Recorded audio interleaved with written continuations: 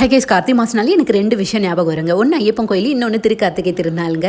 கார்த்திகை மாதம் பௌர்ணமியும் கிருத்திகை நட்சத்திரமும் ஒன்றா சேர்ந்து வர அந்த திருநாளை தான் திருக்கார்த்திகை திருநாளாக நம்ம கொண்டாடுறோம். திருக்கார்த்திகை திருநாள் சொன்னனாலே உங்களுக்கு எந்த ஒரு ஞாபகம் வரும்? திருவண்ணாமலை தாங்க. ஏன்னா நானும் திருவண்ணாமலை டிஸ்ட்ரிக்ட் தாங்க. இதை நம்ம 3 நாள் விளக்கேற்றி கொண்டாடுவோம். டிசம்பர் 12ஆம் தேதி பரணி தீபம். பரணி தீபத்தன்னைக்கு ஈவினிங் இந்த மாதிரி பூஜை ரூமில் 5 விளக்கேற்றி வைங்க. அடுத்த நாள் டிசம்பர் 13ஆம் தேதி திருக்கார்த்திகை திருநாள். அன்னைக்கு திருவண்ணாமலையில் மகா தீபம் ஏற்றினதுக்கு அப்புறம் தான் நம்ம வீட்டில் தீபம் ஏற்றணும். உங்களால் எத்தனை விளக்கு ஏற்ற முடியுமோ அத்தனை விளக்கு ஏற்றலாங்க. எல்லாமே மண் அகல் விளக்காக ஏற்றுங்க.